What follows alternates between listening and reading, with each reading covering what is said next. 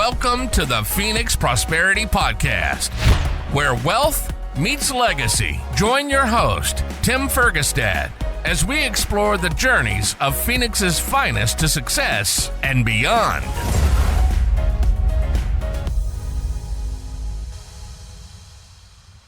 Hello, this is Tim Fergestad. Thank you for joining us. I'm very pleased to have Brit Carnohan with me here today. Imagine a world where you're always on schedule, consistently seizing new opportunities. Process improvement whiz Brit Carnohan can make it happen. All right. Welcome to the show, Bruce. Well, thank you. Yes, I can make it happen. Nice. So why don't you explain to our listeners and viewers what that means? Yeah, for sure. Well, firstly, I'm based in Tempe, which is the Phoenix East Valley. I've been doing process improvement or different versions of what people call process improvement for over 4 decades. So I've learned a few things. And what it all comes down to, I have a time proven, tested, documented in a textbook and also a journal, which is a self-help journal. My method is called simpler, faster, better.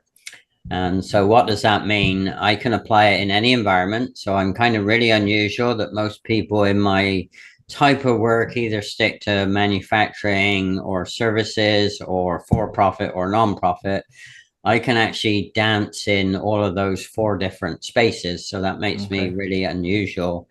And what's really interesting is it always comes down to the same 3 things. You know, people are always interested in usually saving time, which is a non-recyclable product, right? You can't get time back. Money for sure, because that powers up a lot of people's decisions and choices, and steps as well, because I don't know about you, Tim, but most of us get pretty frustrated when we have to make extra steps or do something over, which is called rework in my world, when it should be straightforward, right? And then the subset of that is waiting, right? You know, I think we all know the frustration of waiting, whether it's waiting on the highway, whether it's waiting in line, whether it's waiting for something to arrive, whether it's in my case, you know, I have to go get my computer fixed again. I shared with you, it's waiting for having to go back and take it to the technician. So sure. So all those things are real life, simple, but elusive things for people to get to. And so how do I make that not become elusive? You know, I have a lot of experience. I have lots of little blueprints, as it were, about how to get that done. And I can work in any mode. I can guide people with my, intellectual person, aka Bruce Blue, who's my AI agent. I can guide them to want to do it fully themselves, where they can use my Fix-It journal. Or at the other end of the spectrum, it can be a completely done for you service. So served like a waiter serves your meal at a restaurant, everything for you. You just order off the menu. Or something in between, which is the collaboration, partnering. And again, that kind of makes me unusual, because most people either focus on one end of that and not all 3. So that's it. Everything is in 3s, you see. Method, simpler, faster, better. I save massive amounts of process steps, time and money. DIY, hybrid, or done for you. So that's my whole world. Everything's in 3s. Okay. The done for you, I imagine there's some training involved. You do the done for you. You kind of have to do some workshopping with them anyway to get them on and able to maintain it. Yes.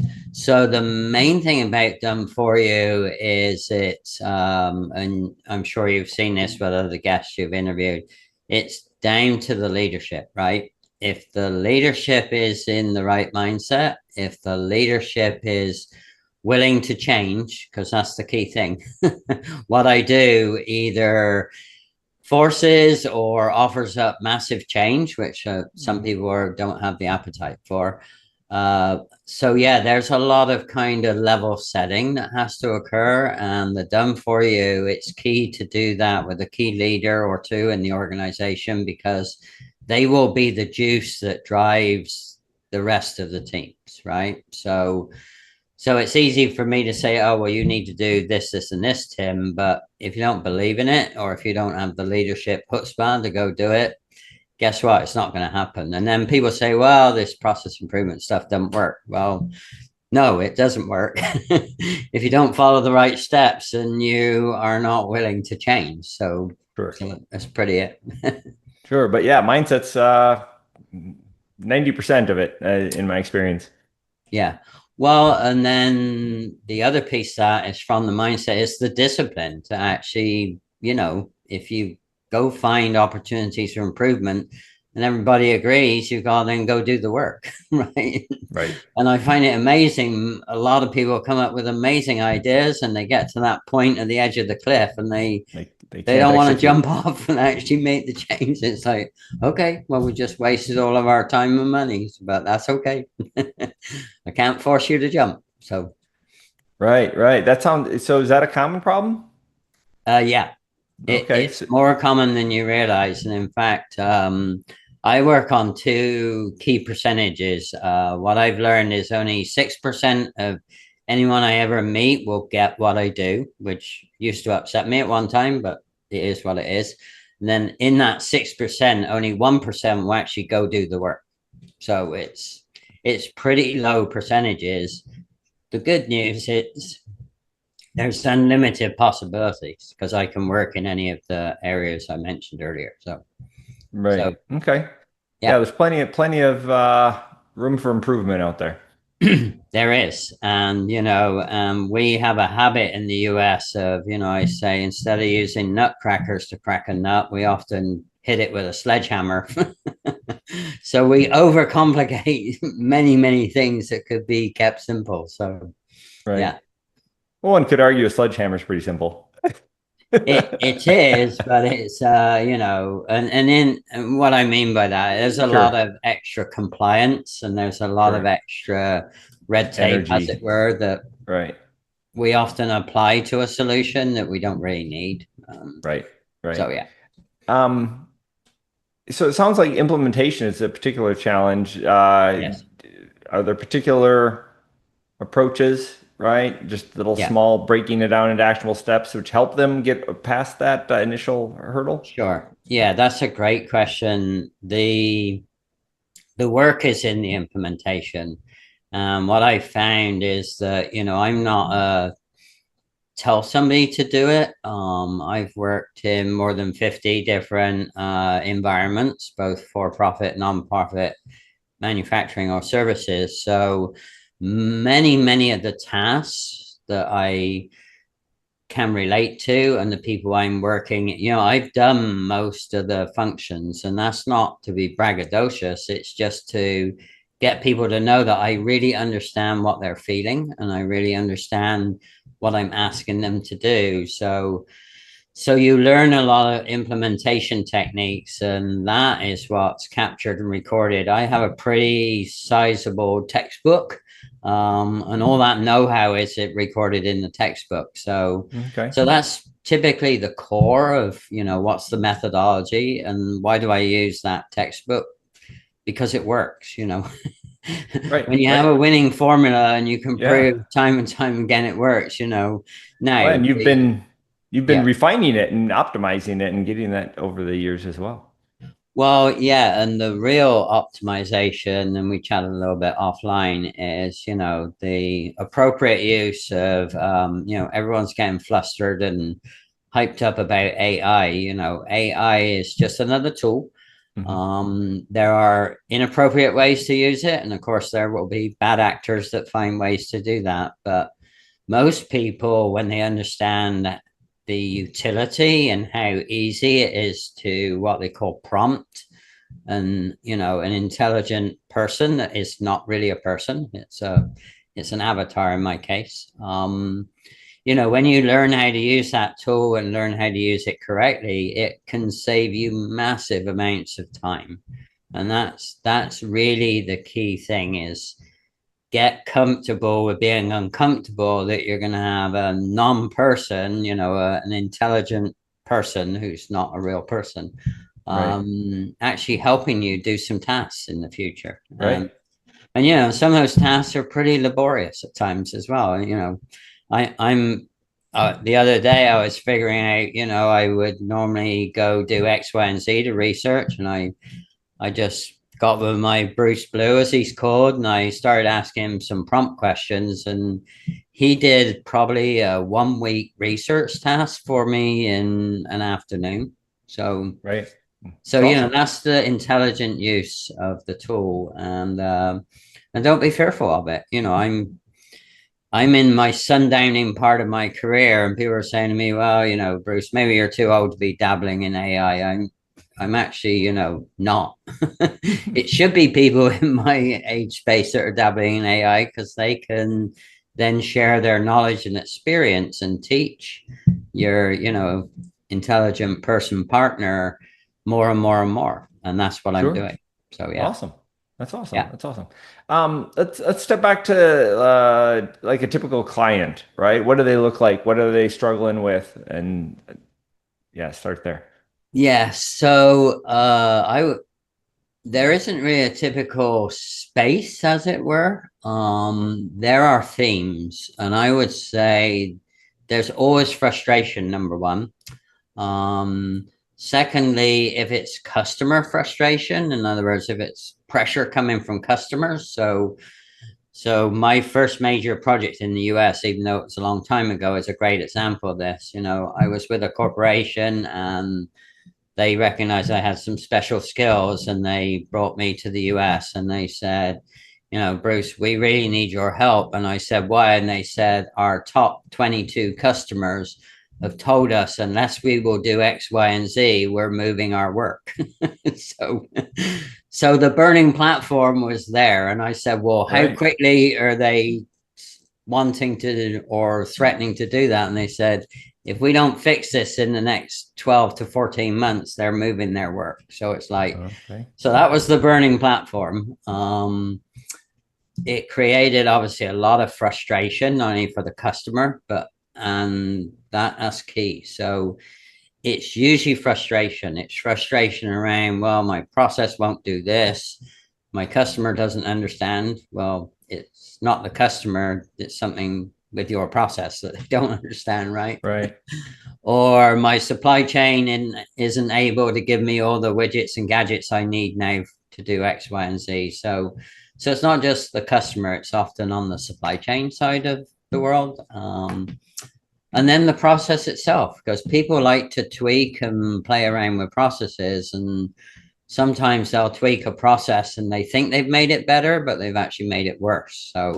And sometimes they don't recognize that that's what's happened. So it's really being able to step back, and the characteristics of the typical or ideal client is, number one, they have to be open-minded.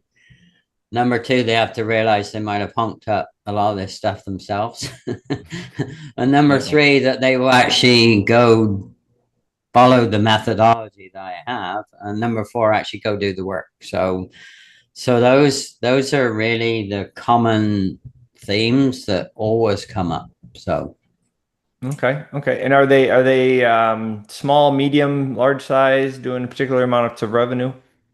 that's a great question. Where I jive is kind of small to medium. And the reason for that is that a lot of large organizations would typically need somebody like a team of Bruces. Right. I don't have a team of Bruces. My business is purposely set up as what I call a lifestyle business. It's transportable, it's transferable.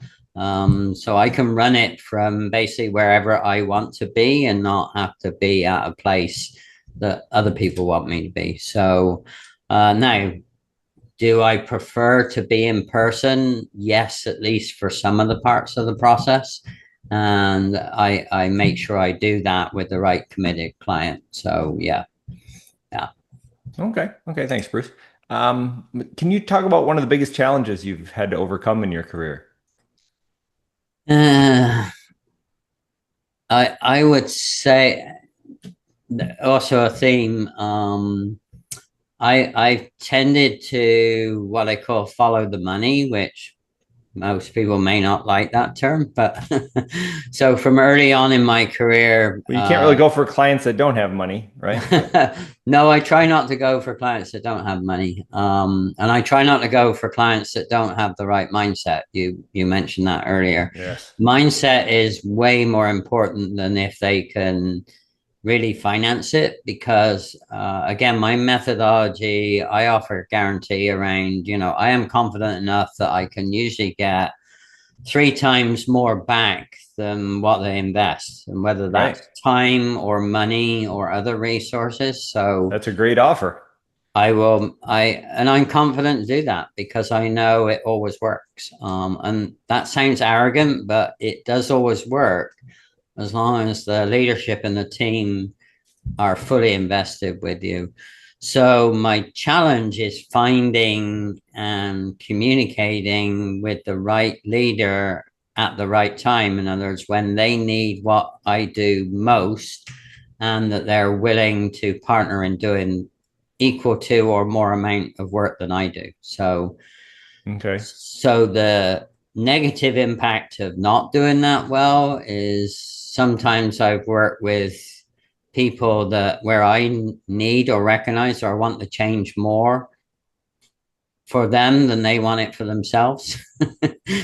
So I end up doing all the work and then they don't really like the result. So buy-in, I guess that's the key thing. The real challenge is getting the full buy-in and people sticking to their promise of, yes, we're going to go do this. So yeah. Okay. And what are your goals currently for your company or for you personally? Yeah, actually, both. So, on the personal front, I'm actually looking at a second location of what I call being able to live on a fixed cost income. So recently I was in the Philippines. The Philippines is probably going to be the country that happens in.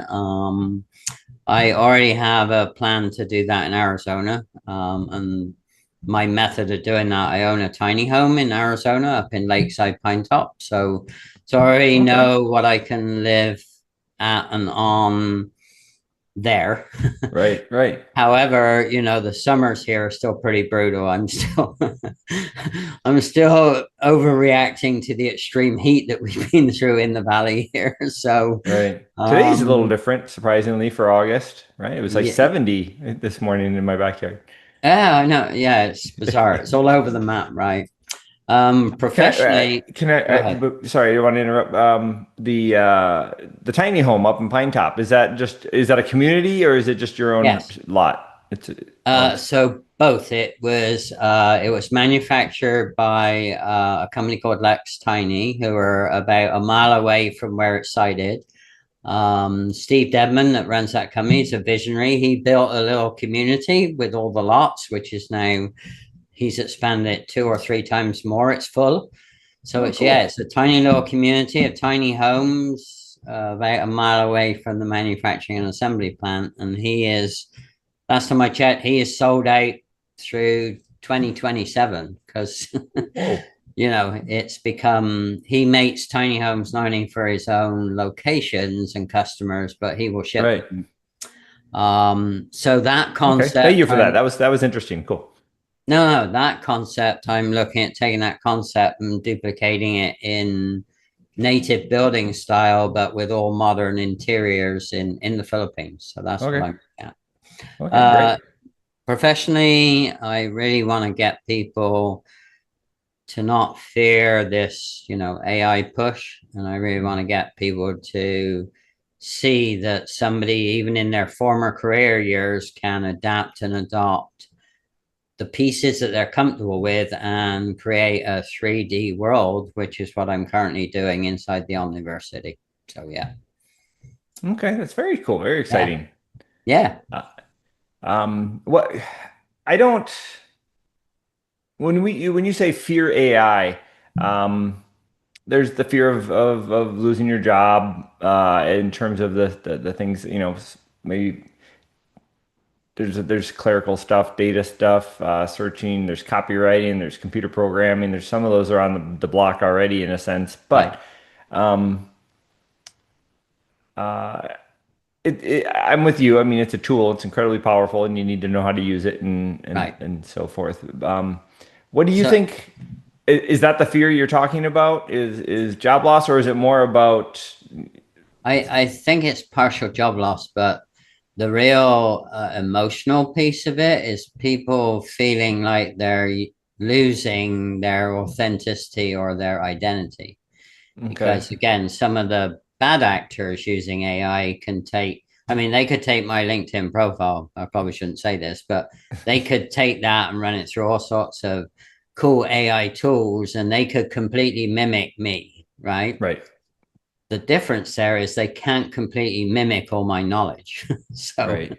Right. so after a short period of time, if somebody knows me and the way that I answer questions or the way that I try and guide them, if they were using my mimic or my copy, then they would very quickly see that it's not really me. So it's not really me, right? So I think people fear the lack of authenticity and that Sure. disconnection. I Which do. is, yeah, right, Well, yeah, I mean, I have kids and or even family members, even right, my wife, if not my mom, but with like 3 or 4 voice samples of me or words spoken, it can call them up and say, "Hey, it's Dad. yeah, Yeah, my I'm using somebody else's phone because I lost my phone and wallet. Can you please yeah. text me some money to this number through Zelle or something?" Right. Yeah, that's the bad actor piece.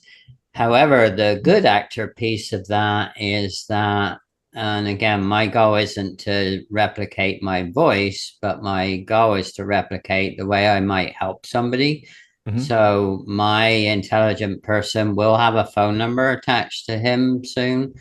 And but he will do, the genuine screening calls, like, he will ask people leading questions, which would be the questions that I would ask because I'm Hmm. teaching him to do that.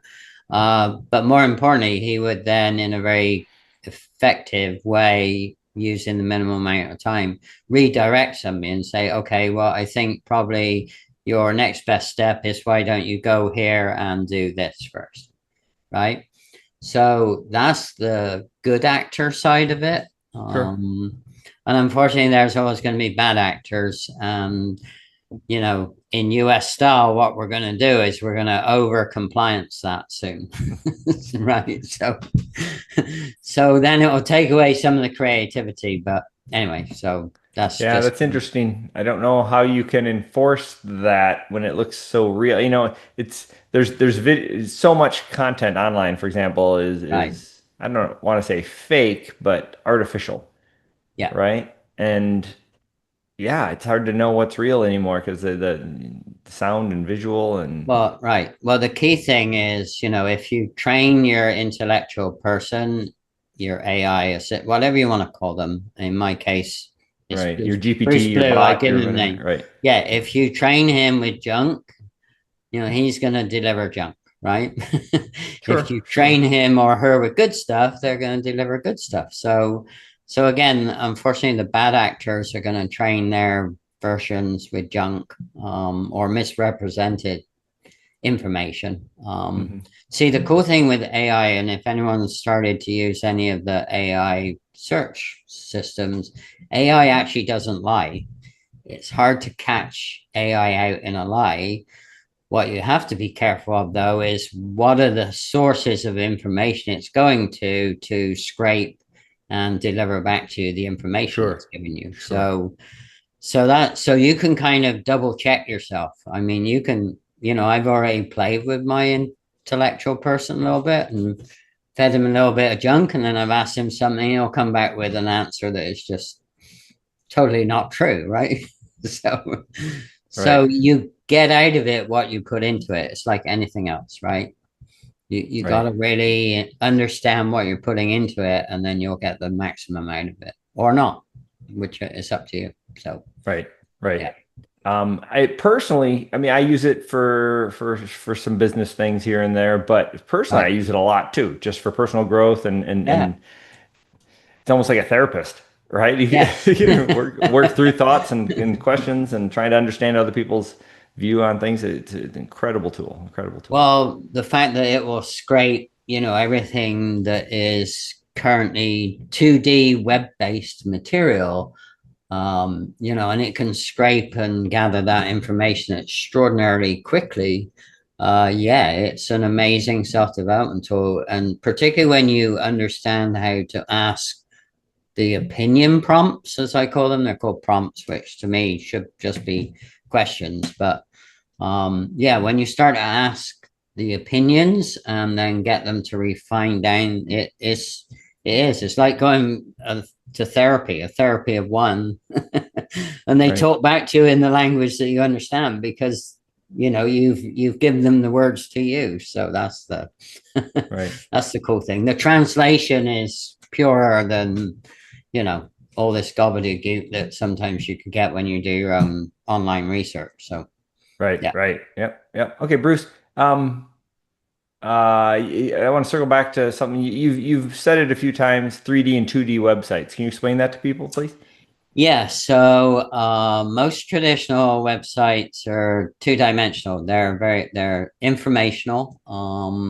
You can gather or connect. You can very easily, set up appointments, get information, set up calls, whatever you can do. In a 3D world, then it becomes an immersive experience. So you enter the 3D world and you're going to see a digital version of me. He's called Bruce Blue.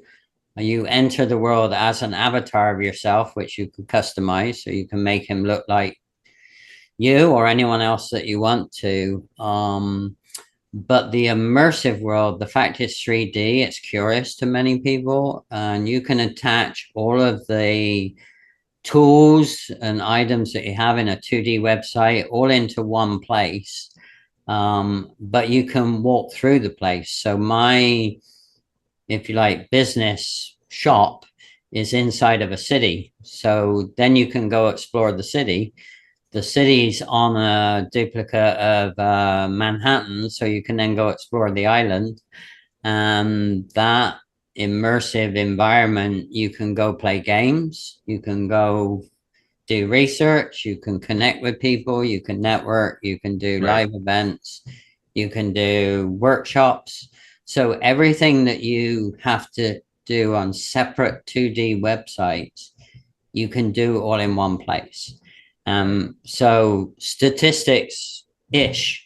Most people spend less than 60 seconds or so on a 2D environment. Most of the people that are coming to the Omniverse City right now, they spend an average of 11 minutes. So the the Okay. exposure to your information and your ability to help them, less than 60 seconds Right. compared to 11, it's massive, Right. it's huge. Right. Okay.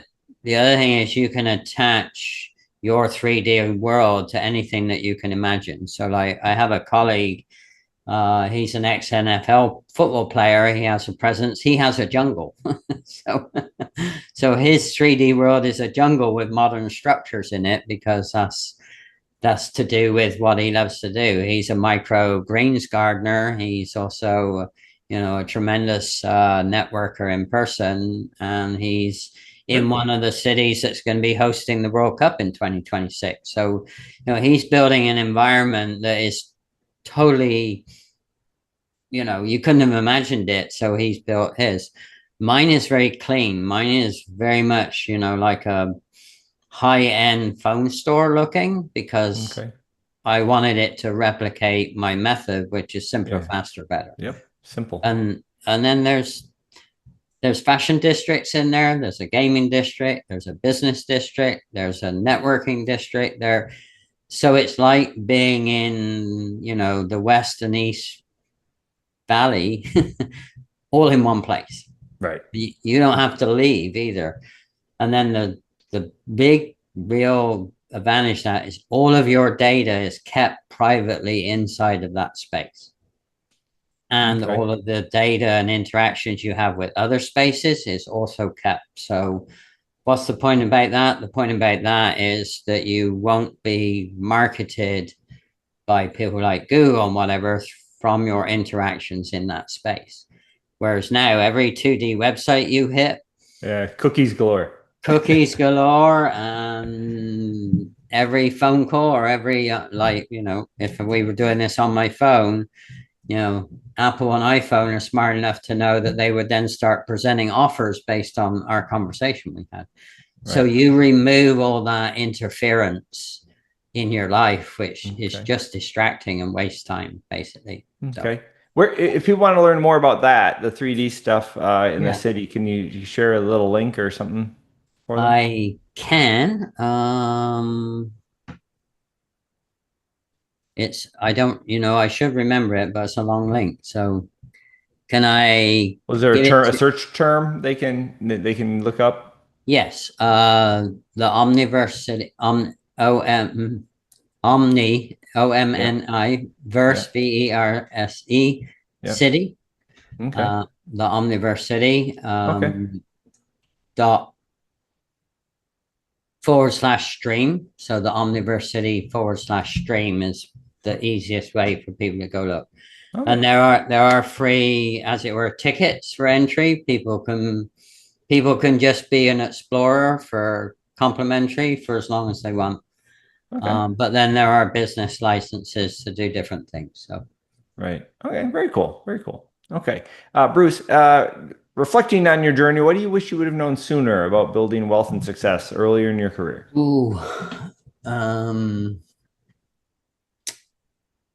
Always expect the unpredictability of people.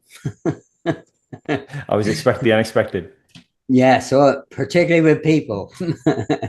And, I spent probably like many other people, I'm kind of old-fashioned that my word is my bond. Right. What I learned is not everybody is that way. So I spent a lot of time very often being convinced or listening to somebody's words instead of looking at their actions and following their actions. So, So yeah, that's been, and even in today's world, it's very easy to get sidetracked from what's the difference between what somebody doing versus what they're saying. Yeah. So it's, That's a good one. Thank you, Bruce. Okay. You're welcome. Yeah. My mom used to say it best. She used to call me boy. I was the only boy in the family. She used to say, boy, remember, words are cheap, but actions are priceless. Nice. And that used to annoy me, when I was younger, not listening, thought I knew everything, but now those words come back every day, pretty much. My mom reinforced the importance about good action versus the words, right? So heck yeah. Well, thank you. I'm writing that down. I like that quote. Okay. All right. So you can quote it with this trailer, whatever. Yeah. Okay, great. All right. Well, thank you everybody for listening and watching. Thank you very much, Bruce, for joining me. If people wanted to connect with you, learn more, reach out, where can they go? What can they do? LinkedIn is my primary platform. So it's under my first name, Bruce, BRUCE, last name Carnohan, CARNOHAN.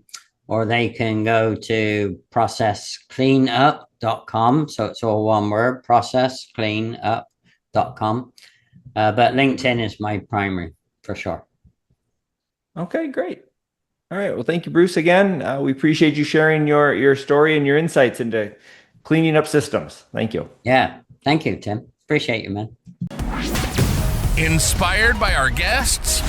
Visit phoenixprosperitypodcast.com/guest and join us on the show and share your success story with Tim. The spotlight awaits.